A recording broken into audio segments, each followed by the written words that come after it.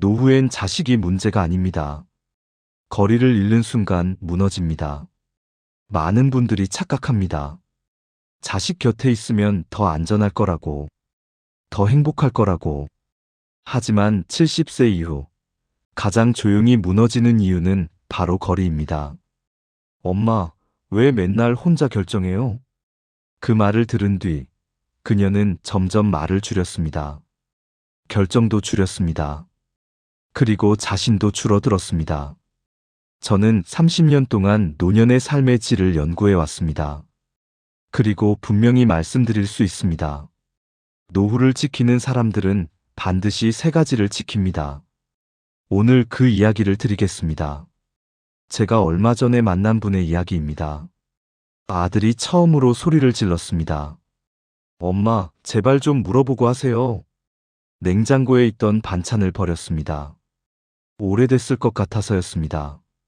30년 동안 음식 하나 버린 적 없는 손이었습니다. 그런데 며느리 냉장고 반찬을 버렸습니다. 그게 문제였습니다. 어머니, 그거 제가 어제 만든 거예요. 며느리 목소리가 떨렸습니다. 아들이 옆에서 거들었습니다. 엄마, 왜 맨날 혼자 결정해요? 여기는 우리 집이잖아요. 우리 집. 그 두 글자가 귀 속에 박혔습니다. 맞습니다. 여기는 우리 집이 아니었습니다. 아들 집이었습니다. 73세의 강옥순 씨가 여기 온 건 석 달 전이었습니다. 손주 봐주러 왔습니다. 방도 있었습니다. 밥도 있었습니다. 가족도 있었습니다. 없는 건 딱 하나였습니다. 내 자리. 그날 밤 강옥순 씨는 이불을 뒤집어 쓰고 생각했습니다. 내가 여기서 뭐 하고 있는 거지? 자식 곁에 있었습니다. 가족이랑 같이 살고 있었습니다. 그런데 한 번도 느껴본 적 없는 감각이 왔습니다. 내가 짐이구나. 이상하지 않습니까? 외로울까봐 같이 사는 건데. 왜 더 외로워질까요? 강옥순 씨만이 아닙니다. 제가 만나온 분들 중에 자식 곁에 있을수록 더 외로워지는 분들이 있었습니다. 매일 얼굴을 볼수록 고마움이 사라지는 관계가 있었습니다. 손주를 사랑해서 봐줄수록 몸이 먼저 망가지는 경우가 있었습니다. 그리고 그분들이 공통으로 하는 말이 있었습니다. 혼자 살 때가 더 편했어요. 오늘은 그 이유를 세 분의 이야기로 말씀드리겠습니다.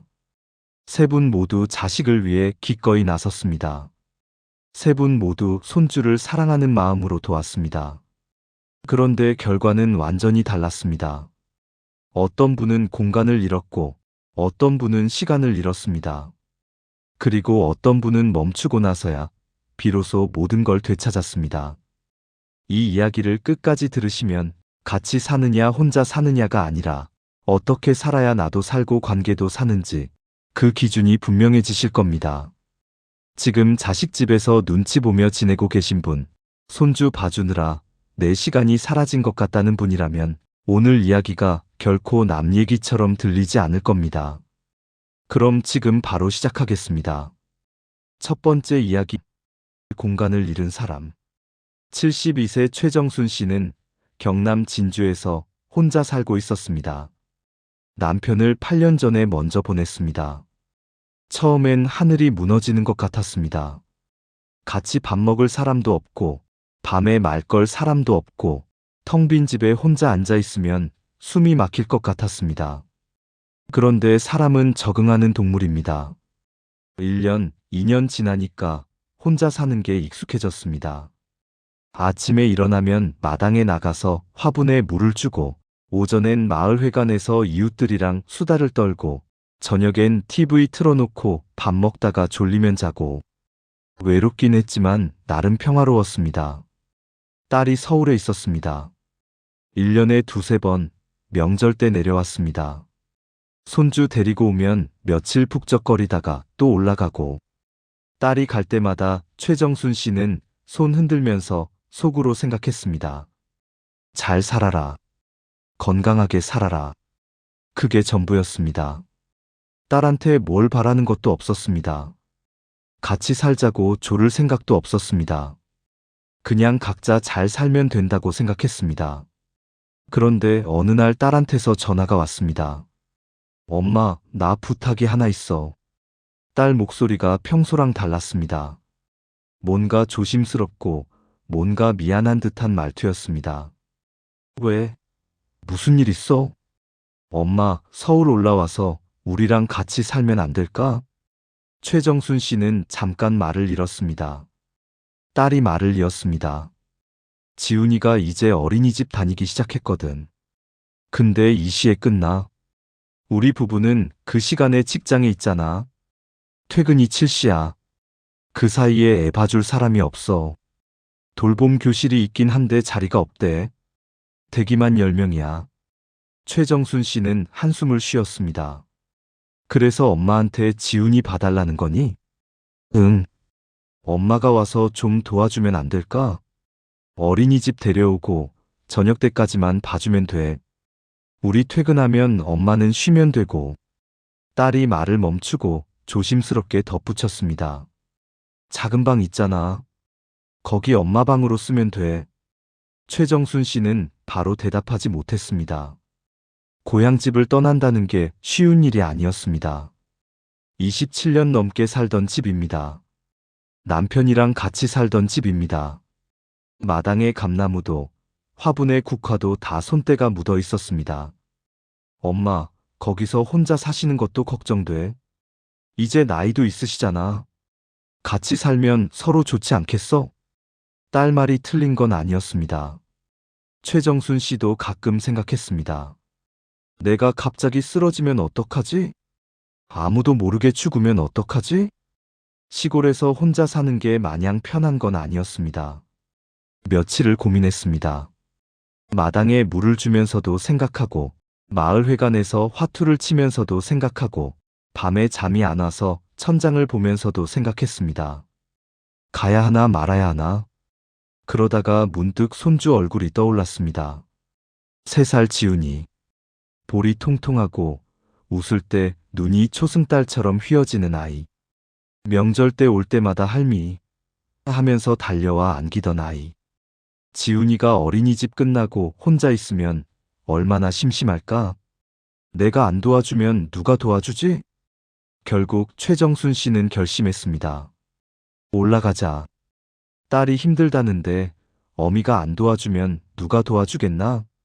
짐을 쌌습니다. 옷 몇 벌, 수건, 양말. 캐리어 하나 분량이었습니다. 화분은 이웃집 할머니한테 맡겼습니다.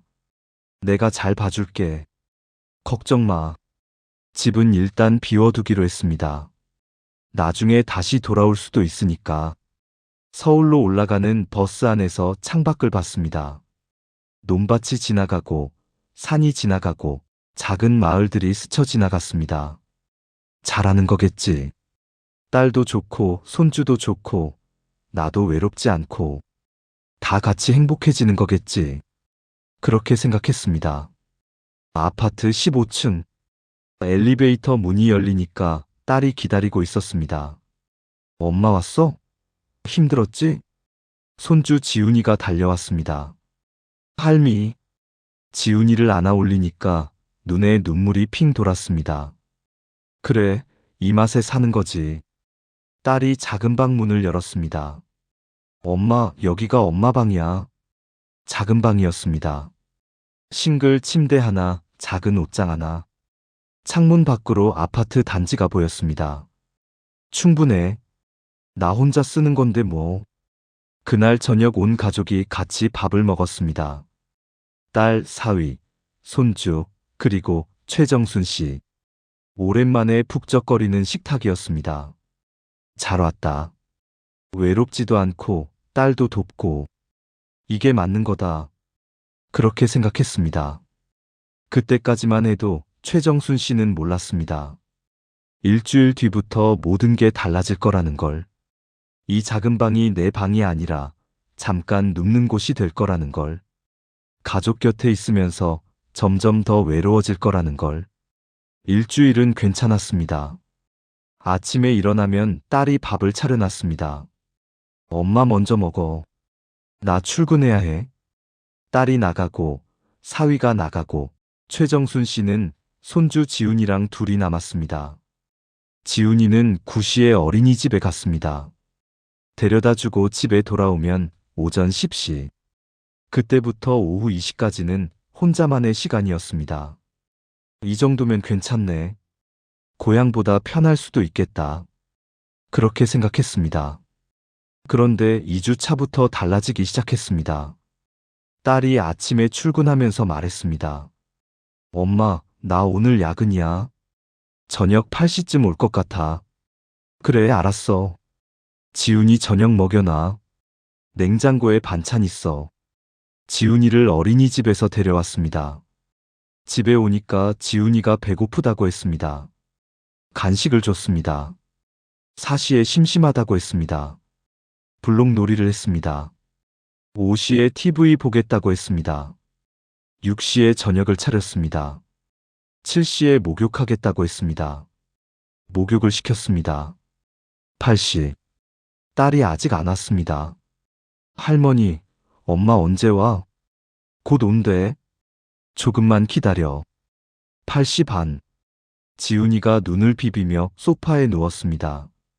안아서 작은 방에 눕혔습니다. 토닥토닥 등을 두드려주니까 스르르 잠들었습니다. 9시가 넘어서 딸이 들어왔습니다. 엄마, 지훈이 재웠어? 진짜 고마워. 딸은 피곤한 얼굴로 방에 들어갔습니다. 거실 소파에 혼자 앉았습니다. 시계를 보니 9시 반이었습니다. 아침 6시 반에 일어났으니 15시간이 지났습니다. 오늘 내가 쉰 시간이 얼마나 되지? 오전에 빨래 돌리고 설거지하고 청소기 돌렸습니다. 점심도 혼자 대충 먹었습니다. 그러면 쉰 시간이 없네. 이상했습니다. 하루 종일 집에 있었는데 쉰 시간이 없었습니다. 며칠 뒤 밤 10시였습니다. 막 잠들려는데 방문이 열렸습니다. 지훈이가 눈을 비비며 서 있었습니다. 할미 옆에서 잘래? 엄마 옆에서 자. 가서 엄마한테 가. 엄마 코 골아. 할미 옆에서 잘래? 싱글 침대라 좁았습니다. 지훈이가 뒤척일 때마다 팔이 침대 밖으로 밀려났습니다. 그날 밤 거의 잠을 못 잤습니다. 다음날 딸한테 살짝 말했습니다. 지훈이가 밤에 내 방에 와서 자더라. 엄마 미안해.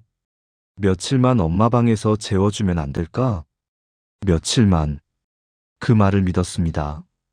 며칠이 일주일이 됐습니다. 일주일이 한 달이 됐습니다. 지훈이는 매일 밤 최정순 씨 방에 왔습니다. 할미 같이 자. 매일 좁은 침대에서 손주 발길질을 맞으며 잤습니다. 아침에 일어나면 온몸이 뻐근했습니다. 어느 날 저녁이었습니다. 고향 친구 명숙 씨한테 전화가 왔습니다. 정순아, 부산 가서 잘 지내? 우리 다음 주에 모임 있는데 내려올 수 있어? 반가웠습니다. 너무 반가웠습니다. 고향 떠난 지 한 달 만에 듣는 친구 목소리였습니다. 그때 거실에서 딸 목소리가 들렸습니다. 엄마, 지훈이 좀 봐줘. 내가 빨래 개야해서. 전화기를 들고 베란다로 나갔습니다. 베란다 문을 닫고 작은 목소리로 말했습니다. 나 지금 통화가 좀 그래. 손주 봐야 해서. 아이고, 바쁘구나. 나중에 전화해. 전화를 끊고 거실로 돌아갔습니다. 지훈이가 블록을 쏟아놓고 있었습니다. 할미, 이거 같이 해. 바닥에 앉아서 블록을 쌓다가 문득 깨달았습니다. 나 방금 전화 받을 때 왜 베란다로 나갔지? 여기 내 집인데. 왜 숨어서 전화해야 하지? 이상했습니다. 분명 내 방도 있고 가족이랑 같이 사는 건데 왜 자꾸 눈치를 보게 될까요? 오후에 지훈이가 낮잠을 잔 날이었습니다. 조용히 작은 방에 들어갔습니다. 나도 좀 쉬어야겠다. 그런데 침대에 눕자마자 거실에서 소리가 났습니다. 딸이 퇴근하고 들어온 거였습니다. 엄마, 어디 있어? 벌떡 일어났습니다. 엄마, 저녁 준비 좀 해줄 수 있어? 나 너무 피곤해서. 그래, 알았어. 부엌으로 갔습니다. 냉장고를 열고 반찬거리를 꺼냈습니다. 쌀을 씻으면서 생각했습니다. 나 방금 뭐 하려고 했더라? 아, 쉬려고 했지. 그런데 쉬지 못했습니다. 딸이 퇴근하면 저녁 준비해야 하고, 저녁 먹고 나면 설거지해야 하고, 설거지 끝나면 지훈이 목욕시켜야 하고, 밤 10시가 되어서야 모든 게 끝났습니다. 그날 밤 새벽 3시에 눈이 떠졌습니다. 천장을 보면서 생각했습니다. 나 여기서 뭐 하고 있는 거지? 분명 내 방이 있었습니다. 그런데 그 방에서 편하게 쉬어본 적이 없었습니다. 분명 가족이랑 같이 살았습니다. 그런데 혼자 살 때보다 더 외로웠습니다. 전화도 숨어서 받았습니다. 쉬려고 해도 누가 불렀습니다. 밤에 잠도 제대로 못 잤습니다. 창밖으로 서울 밤하늘이 보였습니다. 고향과는 달리 별이 하나도 없었습니다. 최정순 씨는 그날 밤 처음으로 이런 생각을 했습니다. 내가 여기 얼마나 더 있어야 하는 거지? 두 번째 이야기, 이 시간을 잃은 사람. 최정순 씨만 이런 생각을 하는 게 아니었습니다. 지금 이 시간에도 수많은 어르신들이 비슷한 고민을 안고 살아갑니다.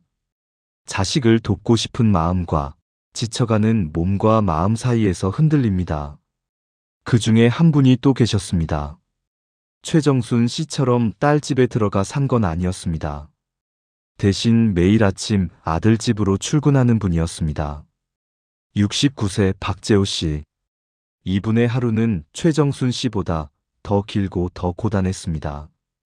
박재호 씨는 수원 장안구에서 혼자 살고 있었습니다. 아내는 4년 전에 먼저 갔습니다. 처음엔 아내의 빈자리가 가슴저미고 먹먹했지만 이제는 혼자 사는 게 익숙해졌습니다. 아침에 일어나면 동네 한 바퀴 산책하고 오전엔 경로당에서 친구들이랑 장기도 두고 점심 먹고 낮잠 자고 저녁엔 TV 보다가 졸리면 자고 특별할 건 없어도 평화로운 일상이었습니다. 아들이 같은 장안구에 살았습니다. 버스로 15분 거리였습니다.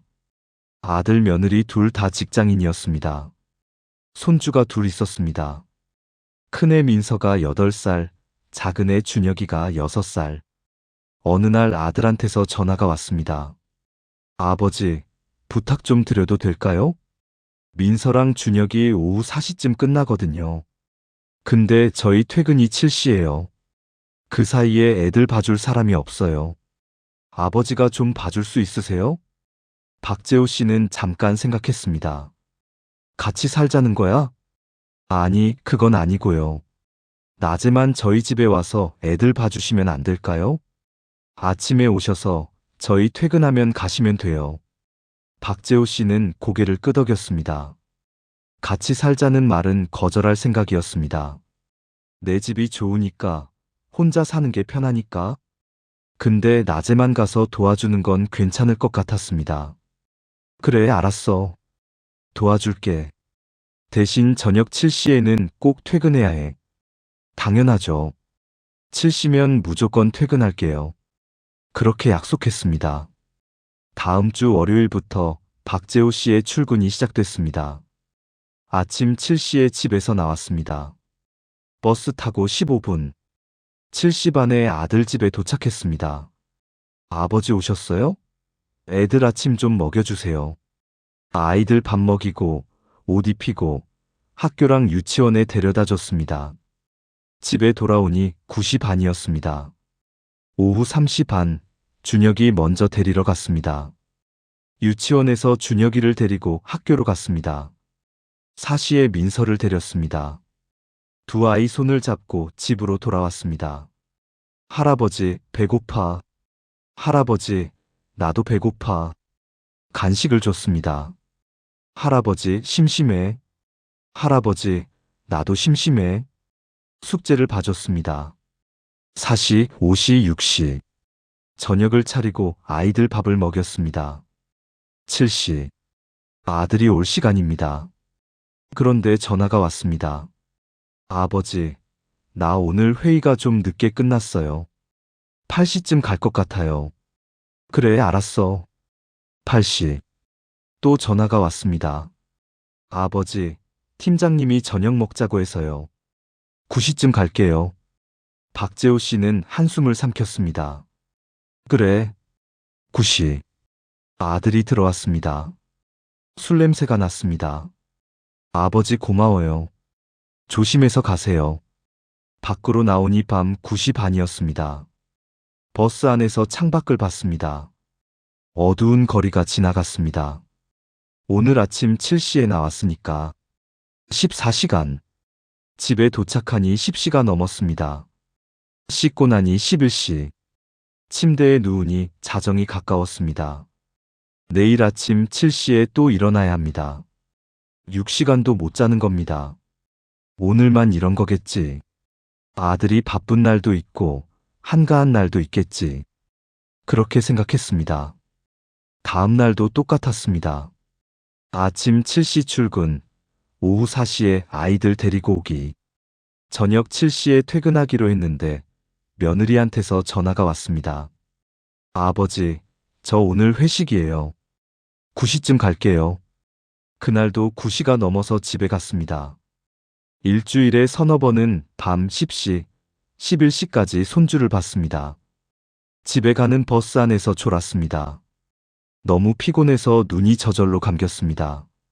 종점에서 기사님이 깨워줬습니다. 어르신 종점이에요. 아, 네. 감사합니다. 비틀거리며 내려서 집까지 걸었습니다. 다리가 천근만근이었습니다. 집에 도착하면 밥 먹을 힘도 없었습니다. 그냥 씻고 쓰러지듯 잤습니다. 한 달이 지났습니다.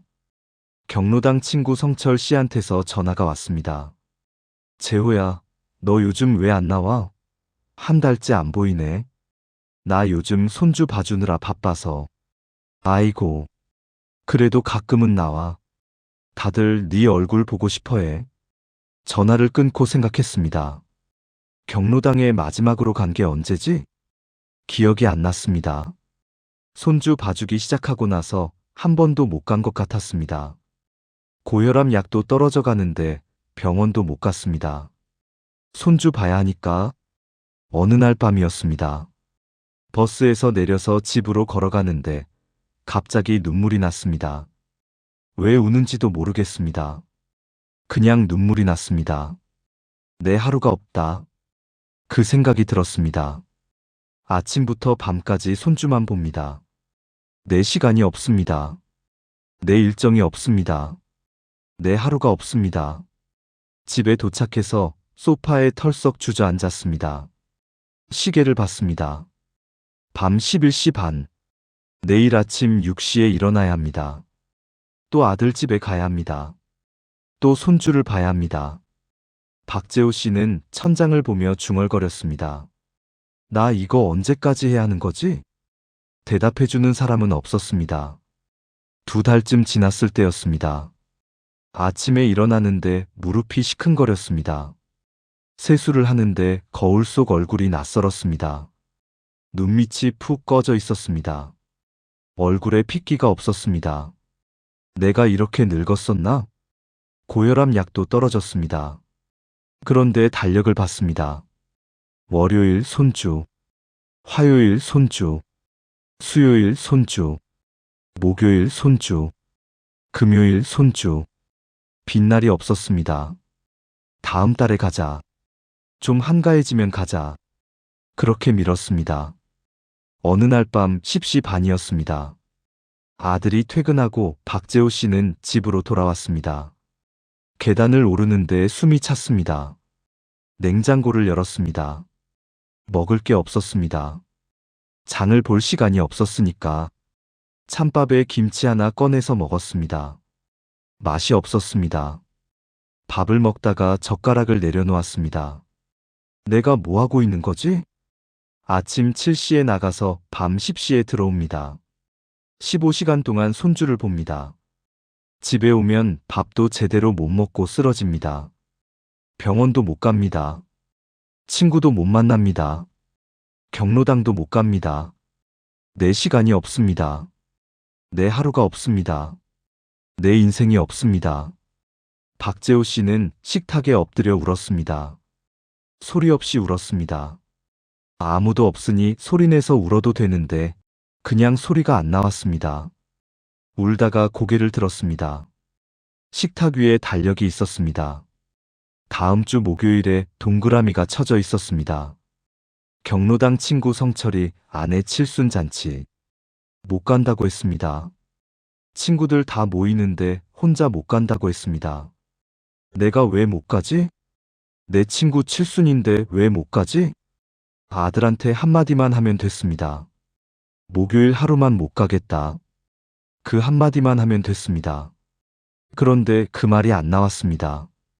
아들한테 부담 줄까봐, 며느리한테 눈치 보일까봐, 내가 왜 이렇게 됐지? 박재호 씨는 스스로가 한심했습니다. 최정순 씨는 공간을 잃었습니다. 박재호 씨는 시간을 잃었습니다. 두 분 다 자식을 위해 기꺼이 나섰습니다.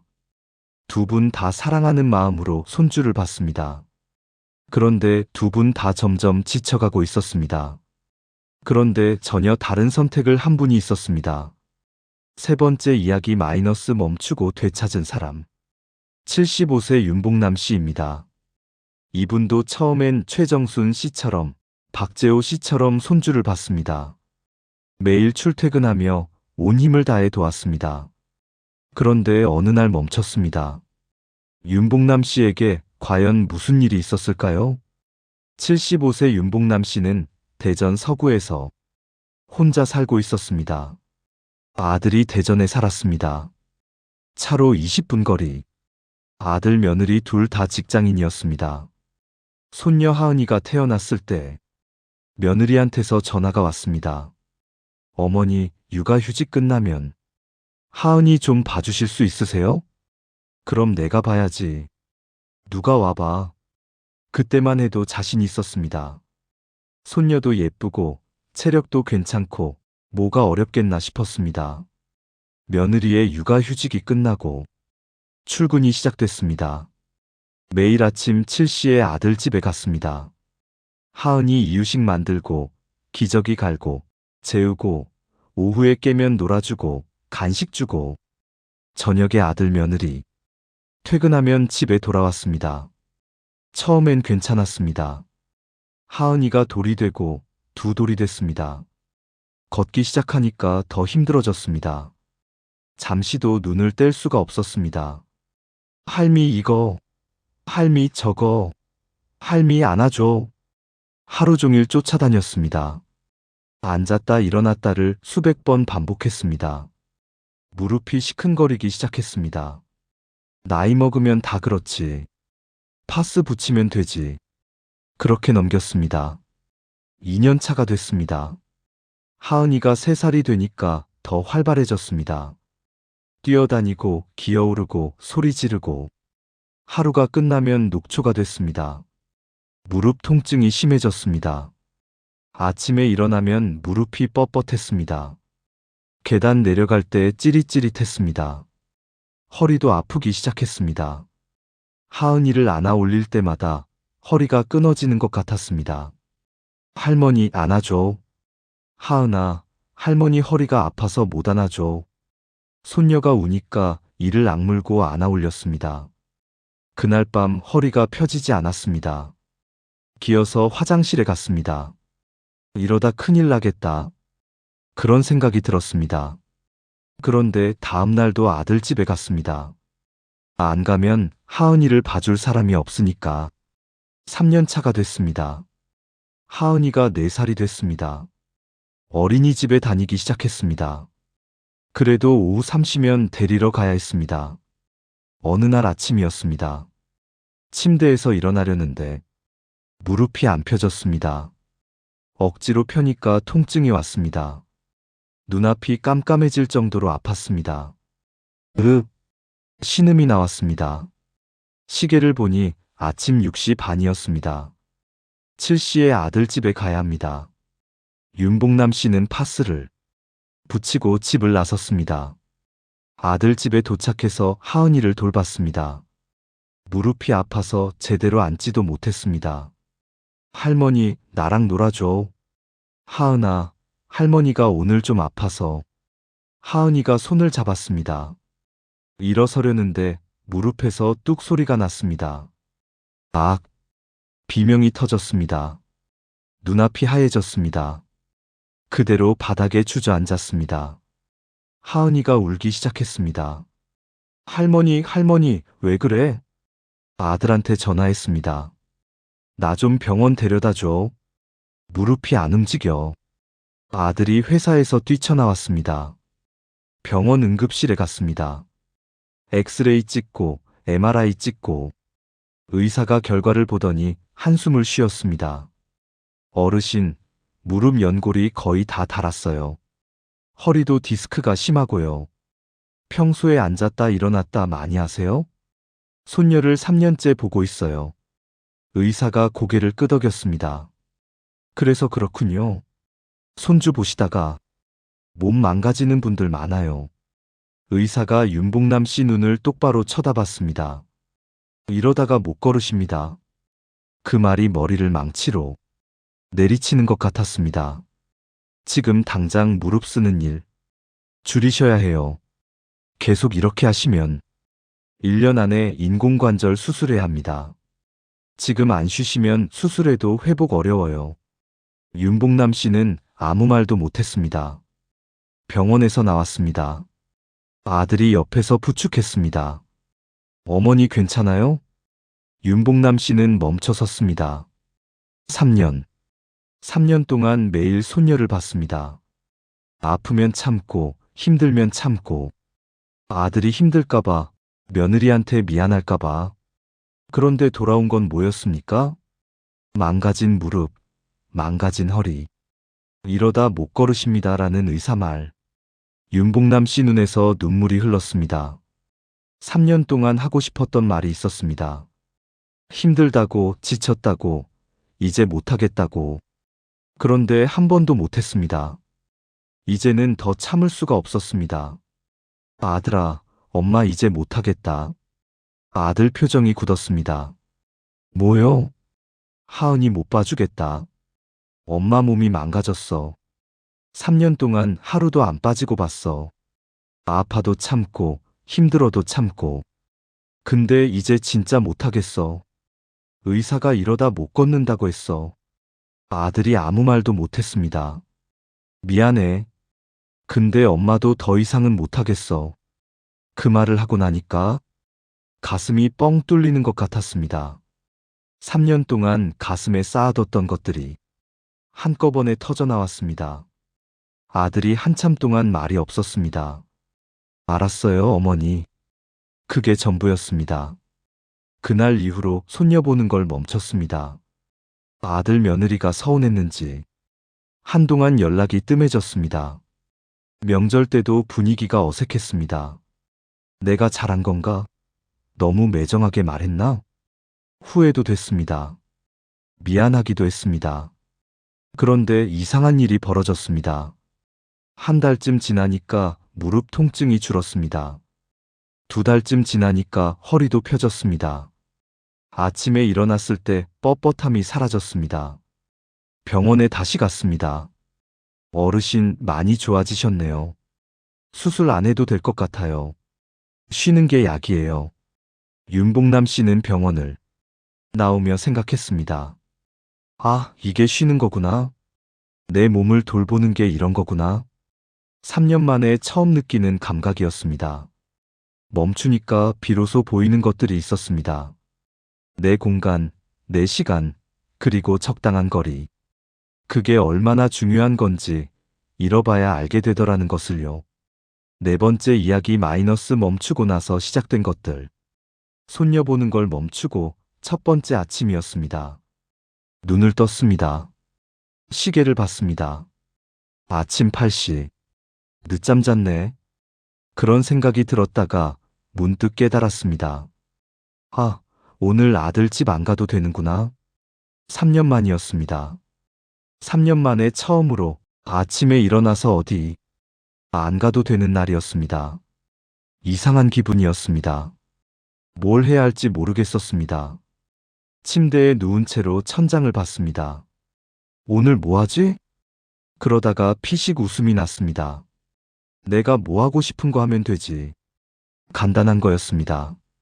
그런데 3년 동안 한 번도 해본 적이 없는 생각이었습니다. 천천히 일어났습니다. 세수하고 밥 먹고 TV를 틀었습니다. 아침 드라마를 봤습니다. 3년 동안 못 본 드라마였습니다. 십시가 됐습니다. 산책이나 갈까? 현관문을 열고 나갔습니다. 아파트 단지를 천천히 걸었습니다. 가을이었습니다. 은행나무 잎이 노랗게 물들어 있었습니다. 하늘이 높고 파랬습니다. 이렇게 예뻤나? 3년 동안 이 단지에 살았는데 가을이 이렇게 예쁜 줄 몰랐습니다. 공원 벤치에 앉았습니다. 햇살이 따뜻했습니다.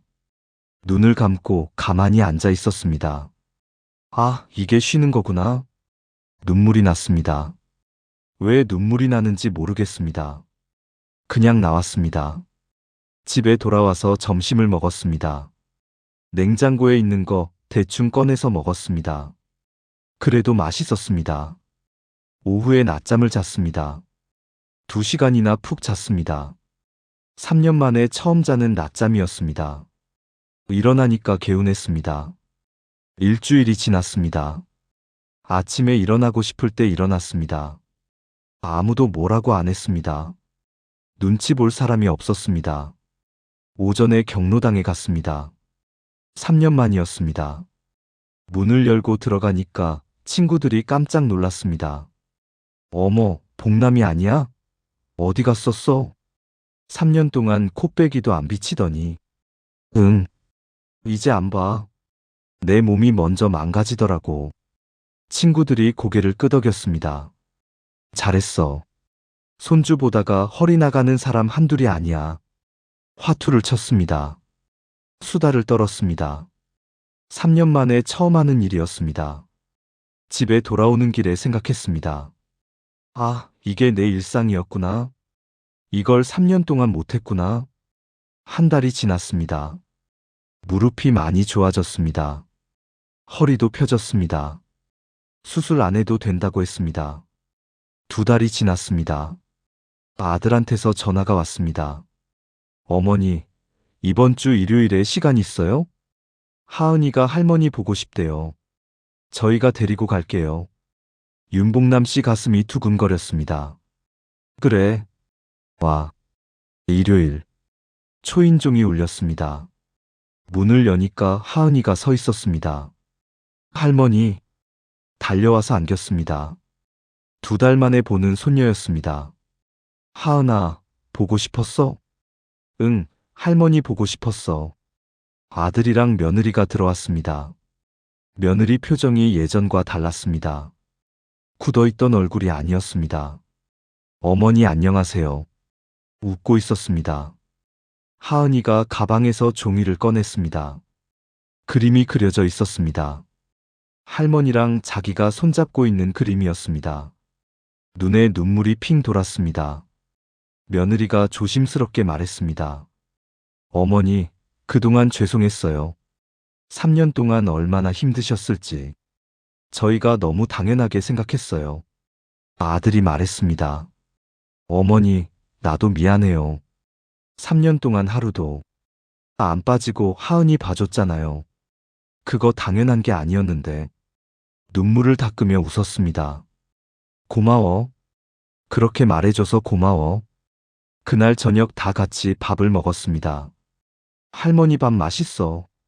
그래, 많이 먹어. 어머니, 앞으로는 저희가 자주 올게요. 그래, 와. 언제든 와.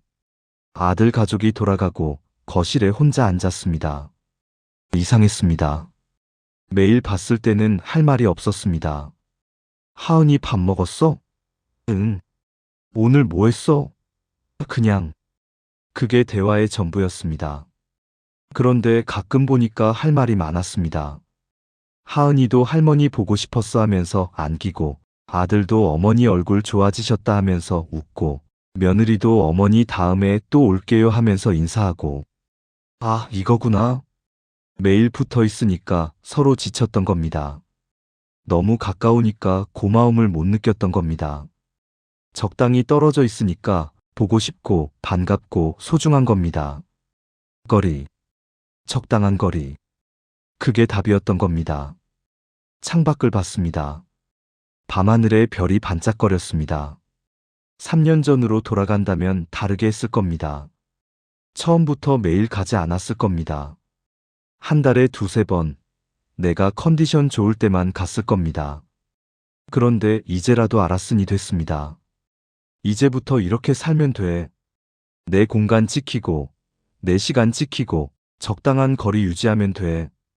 그게 답이었습니다. 5번째 이야기 마이너스 왜 이런 차이가 생겼을까? 최정순 씨, 박재호 씨, 윤봉남 씨. 세 분 모두 자식을 사랑했습니다. 세 분 모두 손주를 위해 기꺼이 나섰습니다. 세 분 모두 최선을 다했습니다. 그런데 결과는 완전히 달랐습니다. 최정순 씨가 잃어버린 건 공간이었습니다. 방은 있었습니다. 침대도 있었습니다. 그런데 진짜 내 공간은 없었습니다. 눈치 안 보고 쉴 수 있는 공간. 아무한테도 방해받지 않는 공간. 진짜 내 것이라고 느껴지는 공간. 그게 없었습니다. 박재호 씨가 잃어버린 건 시간이었습니다. 집은 따로 있었습니다. 그런데 내 시간이 없었습니다. 아침부터 밤까지 손주 중심이었습니다. 아들 스케줄에 맞추고, 며느리 회식에 맞추고, 내 시간은 항상 나중이었습니다. 아니, 나중이 아니라 아예 없었습니다. 그리고 두 분 다 공통으로 겪은 게 있었습니다. 관계가 이상해졌습니다. 최정순 씨는 딸이랑 매일 얼굴을 봤습니다. 그런데 할 말이 없어졌습니다. 밥 먹었어? 응. 지훈이 잤어? 응. 그게 대화의 전부였습니다. 박재호 씨도 마찬가지였습니다. 매일 아들 집에 갔습니다. 그런데 대화는 부탁뿐이었습니다. 아버지, 오늘 야근이에요. 아버지, 오늘만 좀 더 봐주세요. 고마움은 사라지고 당연함만 남았습니다. 가까워질수록 관계가 멀어졌습니다. 매일 볼수록 고마움이 사라졌습니다. 두 분 다 자식을 위해 모든 걸 내려놓았습니다. 그런데 돌아온 건 뭐였습니까? 최정순 씨는 밤에 혼자 베란다에서 울었습니다. 박재호 씨는 밤에 혼자 식탁에 엎드려 울었습니다. 둘 다 가족 곁에 있었습니다. 그런데 둘 다 외로웠습니다. 이상하죠?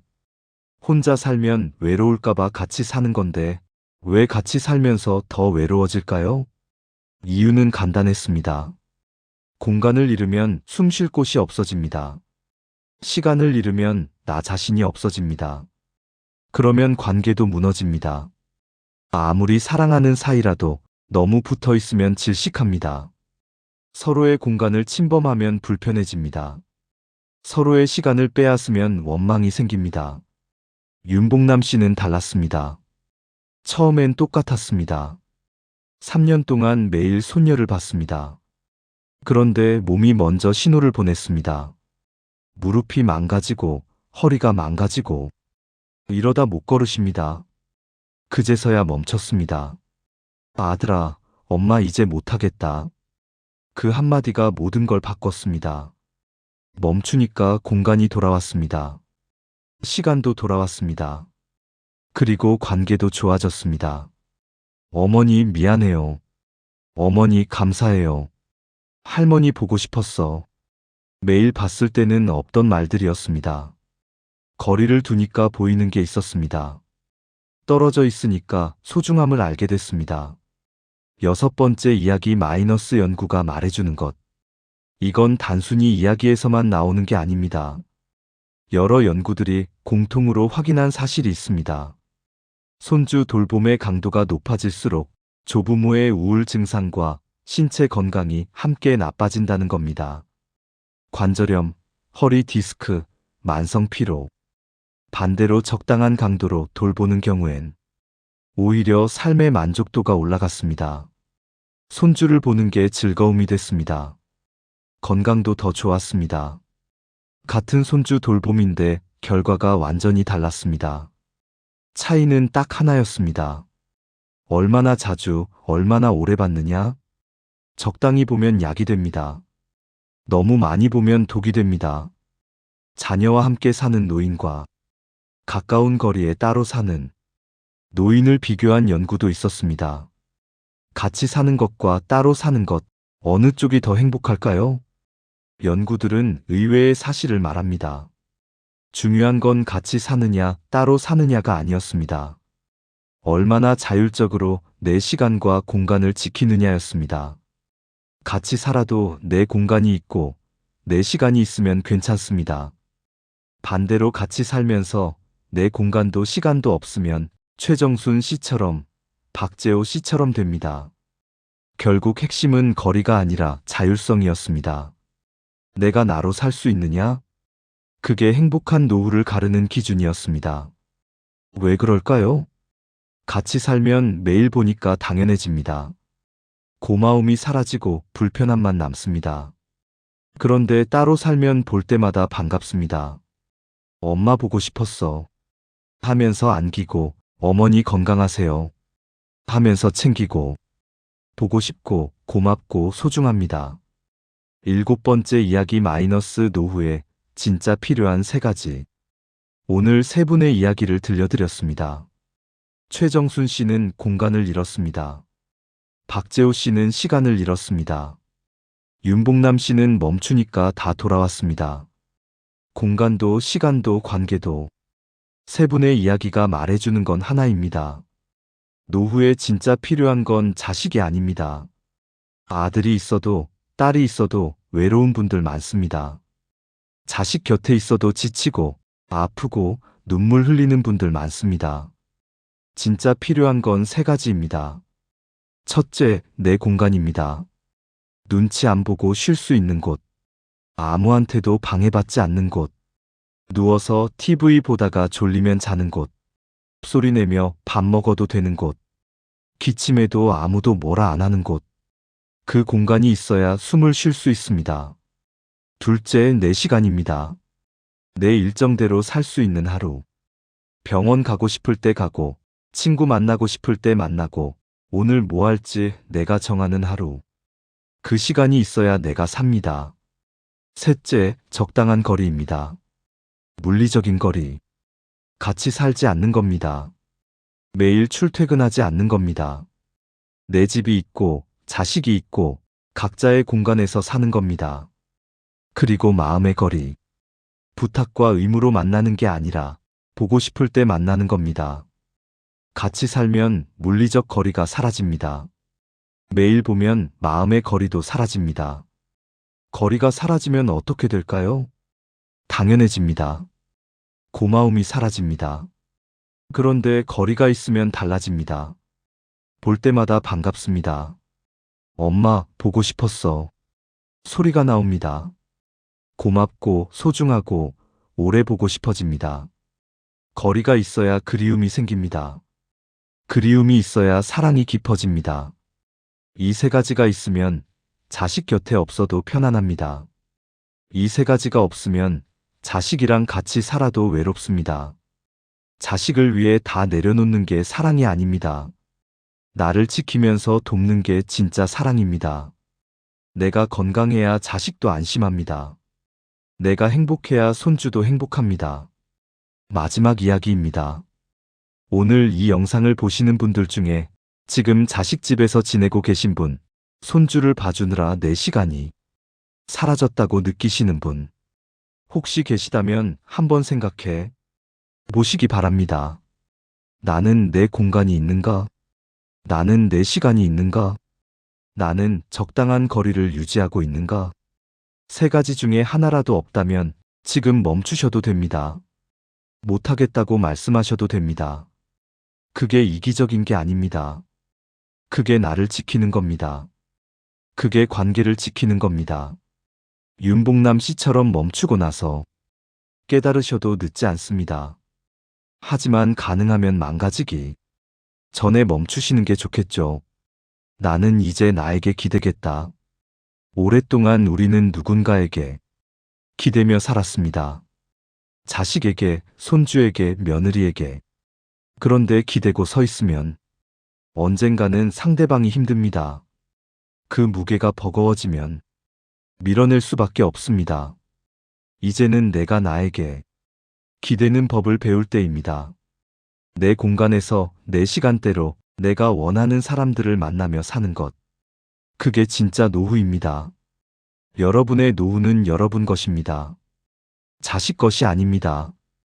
손주 것이 아닙니다. 내 공간에서 내 시간대로 그리고 나를 지키는 적당한 거리 안에서 그렇게 사시길 바랍니다. 노후는 누군가에게 맞추는 시간이 아니라 나를 지켜내는 시간입니다. 오늘 이 이야기가 여러분의 선택에 작은 용기가 되었으면 좋겠습니다. 긴 산책 끝까지 함께 해주셔서 고맙습니다. 그럼 다음 이야기에서 다시 뵙겠습니다.